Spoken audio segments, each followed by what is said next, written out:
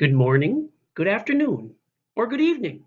No matter where your day finds you, welcome to Competency 3 of 5. Explore techniques for intervening with impaired customers. Presented today by rbslearn.com, a nonprofit volunteer organization. The learning objectives associated with Competency 3 of 5 are as follows. Explore specific techniques for refusing to serve alcohol depending on the situation. Examine the correlation between responsible beverage service and providing good customer service. Explore the changing drinking patterns in the United States and Wisconsin.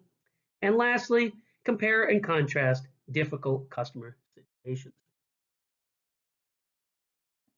The information presented in this discussion will be expanded upon with multiple learner interactive video experiences, where experts working in the industry will share their wealth of knowledge at the end of the discussion. To begin with, I want to discuss signs of intoxication. The individual's tone gets increasingly louder over time. Speech becomes slurred and harder to understand. Demeanor, the way they're acting, becomes increasingly more aggressive over time. Difficulty with simple actions, such as raising a glass to drink or reaching for some money to pay for a drink, becomes difficult. Unsteady or stumbly walking.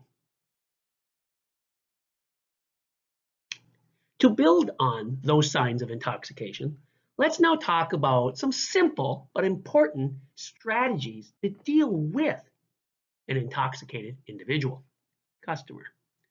Never, and I mean never, just abruptly discontinue or cut off service to a customer. It's rude, and the reaction you get won't be good. A responsible server always involves their supervisor when possible and uses strategies to slow down service first. If possible, provide or offer food. As we know from our earlier discussion, food in the stomach slows the absorption of alcohol into the bloodstream. Wait until the customer has completely finished his or her drink before offering another. Don't overserve. Don't avoid the customer, but begin limiting your time with them. From signs of intoxication, strategies to deal with intoxication, now let's discuss some simple but very important strategies to simply discontinue service. Never, and I'm going to repeat that, never embarrass a customer. Always make every effort to speak to the customer away from others, the group, even the spouse, even the person they are with. Straightforward and honest with the customer. Tell them why you're there. Be respectful. Look them in the eyes.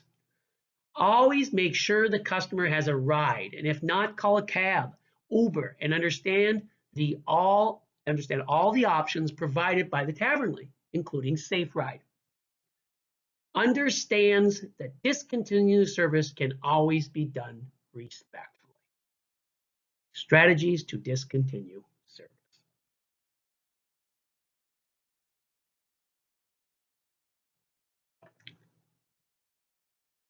I ask you a question.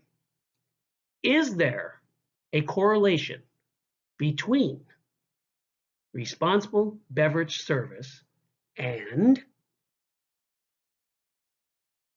good customer service? That is my question to you.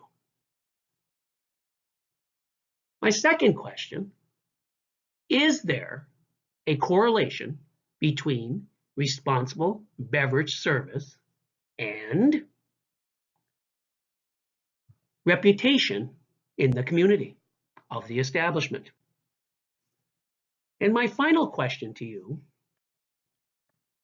is there a correlation between responsible beverage service and profitability of the establishment? What do you think? If your answer to these three questions is yes, you are 100% correct. Throughout the years, there has been numerous studies, and there are analytics and data to support that good, responsible beverage service is directly tied to good customer service, is directly tied and impacts on the reputation of an establishment in the community. And lastly, and maybe the most important, is the profitability and sustainability of the establishment. It is important to understand that as a future server. Let's now talk about a few facts relating to alcohol sales in the United States and in Wisconsin.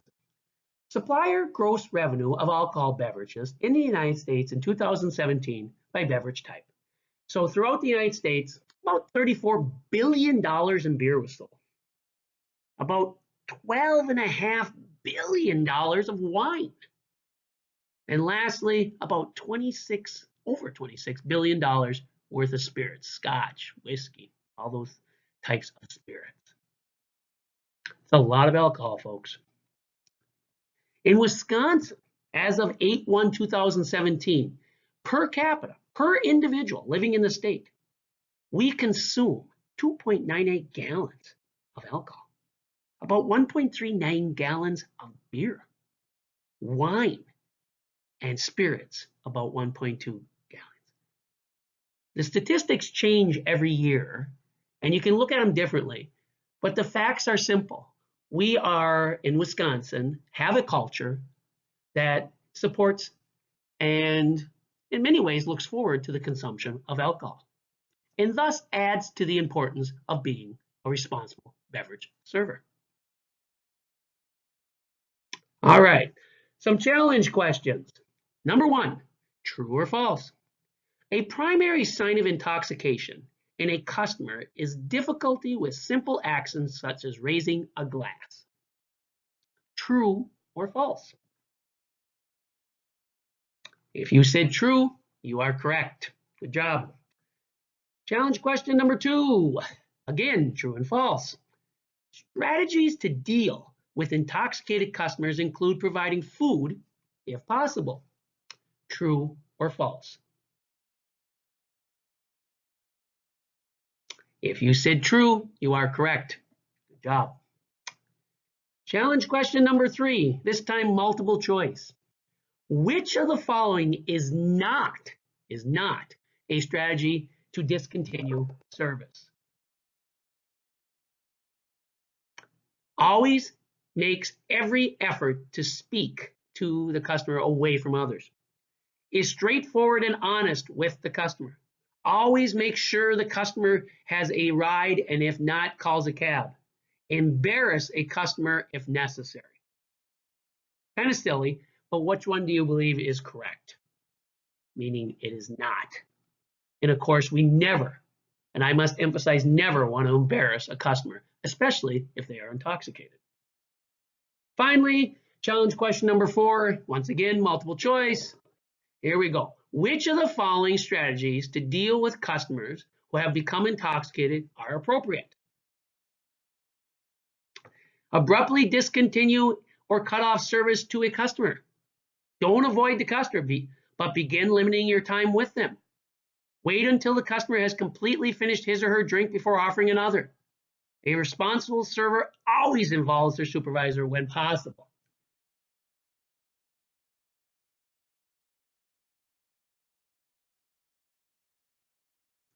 And of course, abruptly discontinue or cut off service to a customer is never recommended. Competency 3 of 5 discussion is completed.